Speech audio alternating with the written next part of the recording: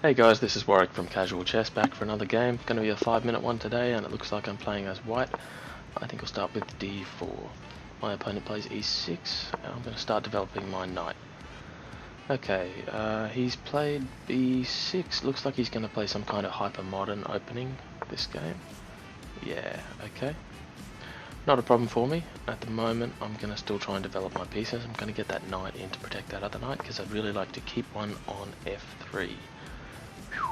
Okay. I'm going to play e3 now after he's played c5, so that if he takes on c5 I can replace that pawn there. I think that'll be ideal. He's now played nf6 though. nf6, it looks like he might be moving towards e5, in which case I think I'll get my bishop from f1 to d3. Just attacking that square a little bit. Okay, that was expected. Now I'm ready to castle. He's lacking a bit of center control, my opponent, at the moment. It looks like I've got Santos Dumont from Mexico. Awesome, I haven't played anyone from Mexico yet. I'm sure he's a good player, but let's take him on. Let's beat him.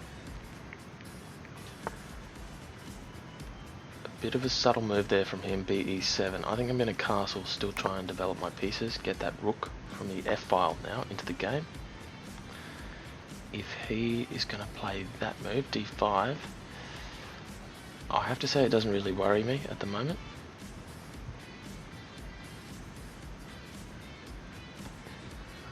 Now if I was to take his pawn on, sorry, d5, not e5, take his pawn on d5 with my c pawn, I'll leave him with an isolated pawn.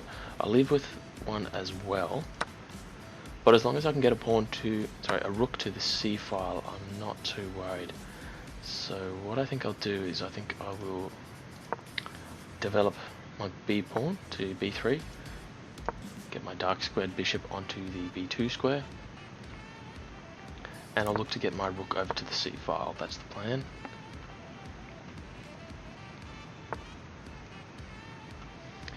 Okay, getting my rook now from the f file to the e file. Probably time to drop that bishop back. I don't want to lose that, and I'd like to play with two bishops in the endgame if possible. So we'll drop that back, and we'll see if he takes the rook on the c file now. He hasn't, so I will. And then I think I'll develop my queen to e2.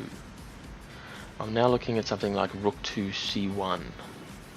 Rook to c1 would kick that queen, and would get my rook back on that open file.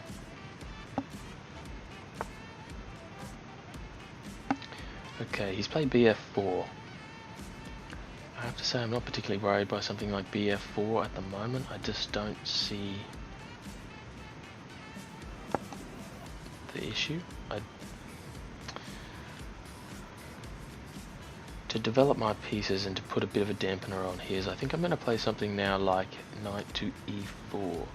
Knight to e4, he could take that with his own knight or with his bishop, which is currently on the d5 square, but if he does that I've got some takes and retakes with the pieces on the e file and my bishop on b2, although I'd like not to use that if possible.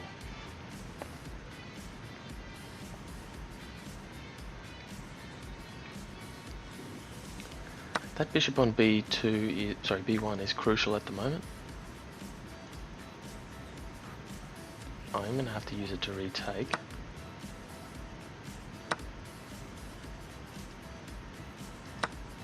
Now he won't be able to retake that pawn on a2 with his knight because I had that check. Sorry, that attack on the piece on f4.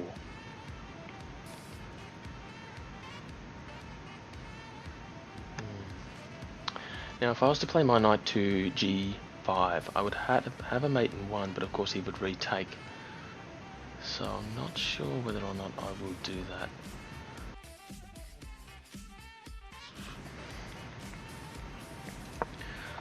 I'll drop my queen back to b1,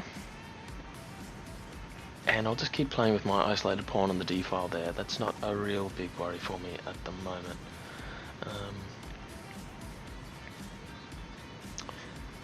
We've got an option for something like knight to e5. I don't think that's a great issue at the moment, but what I might do is I might first try and kick that knight back to possibly the d5 square. That's what he's played.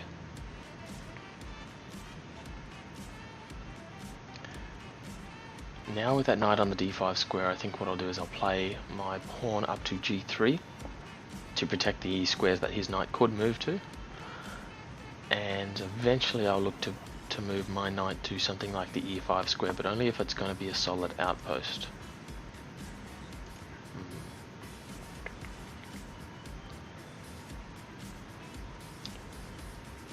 Okay, I'm not unhappy with this at the moment, but I just don't see how I can make much progress at this time. I think I'm going to leave my king where it is at the moment. Look, I'll move that knight to e5, and I might redirect it then to the d3 square. Play a bit defensively from here. Having my knight on something like b4, if I redirect through the d3 square, is probably not too bad, but I definitely am running out of a little bit of time.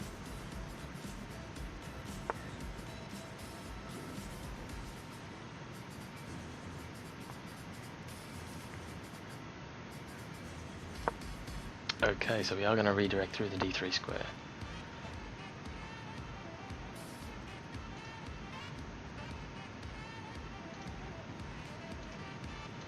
That gives me an opportunity now to play the rook to c1.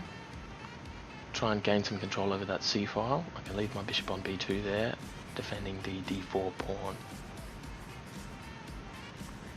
If I can get his rook off the board, I think I'll be in a decent position. So that is what I'm going to do at the moment. Okay, now we're going to play back to the knight to e5. If he moves his knight somewhere, I think I could possibly...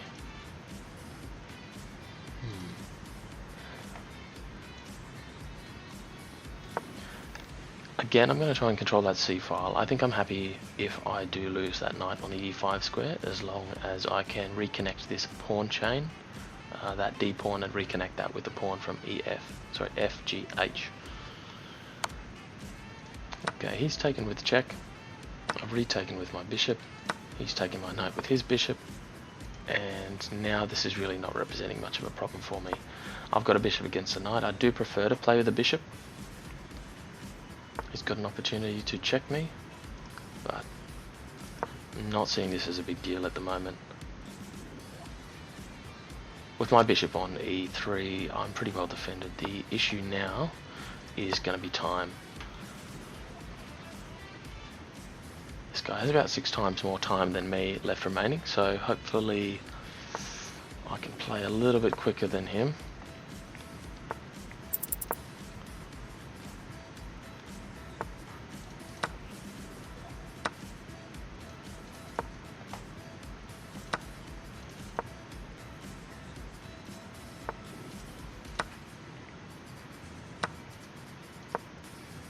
Giving away a piece there, that was pretty stupid, I have to say. But look, you live and you learn. 4 pawns on 3. This is not ideal. I've got 10 seconds left on the board. I'm wondering whether I can keep a draw here.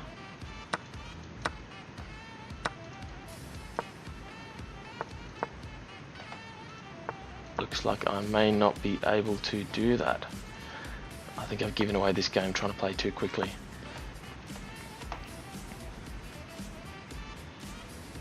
It looks like now my only option for a draw is to play to stalemate, but I'm not sure I'm going to have the time available to do that. So 1 second left on the clock. Yeah, it looks like this is going to be a loss. I'm playing some pre-moves now, but if I can get trapped in the corner, maybe I've got some opportunity to get back in the game here.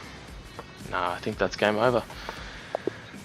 Again, okay, it's a time management issue for me at the moment. Definitely got to work on that speed, understanding what I'm doing and moving more fluidly without realizing what I'm doing and without trying to talk about it too much.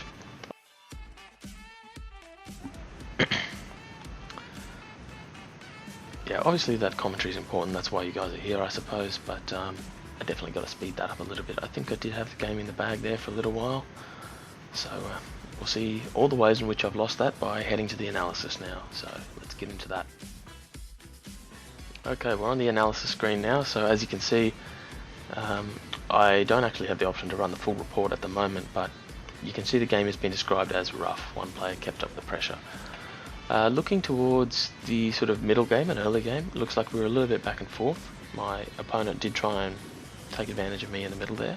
He got me down to a negative 1.99, but it was really towards the end of the game that I lost it. And if we go to that move now, we'll see it's when I really gave away that bishop. I think that was just a lack of thinking. Before that move, negative 1.34 probably meant that I could have stayed in the game if I had really pressed hard, despite being down a pawn. But look, that's the way it is. So a little bit more faith in myself and my quick moves, I think, to the start of the game would save some time that I could save in the end, but also not throwing away that bishop. That was a little bit disgraceful, and I have to say I'm a little bit embarrassed. Working through my moves there, 21 best moves, that's good. My opponent got 31 though, so he's obviously outpacing me there. Excellent moves I've done, not too bad. Good moves, again, not too bad, especially in comparison to my opponent. But it's that blunder, that one blunder, really threw that game away when I lost that bishop. Mistakes and inaccuracies were pretty even. So anyway, plenty of things to retry, but I might be able to have a look at that when I get my upgrade to premium membership again. I took a break on that for a little while, but we'll get back to that soon. Whew. It's a shame to get another loss today, but the rating seems to be pretty stable, about 1300, 1301 at the moment is the current. But look, more games in future, more analysis, more reflection, more learning, and I think we'll make some progress in the future. So anyway, tune in for the next one. Consider subscribing if you like what I'm producing. If you don't, all good, that's okay. I've been told by a few people that it's a nice, decent background noise, background listening. So if you'd like some of that while you're working on something else, maybe hit up one of the playlists I've got on my channel page. But absolutely up to you. I will see you guys in the next one. Thanks. Bye.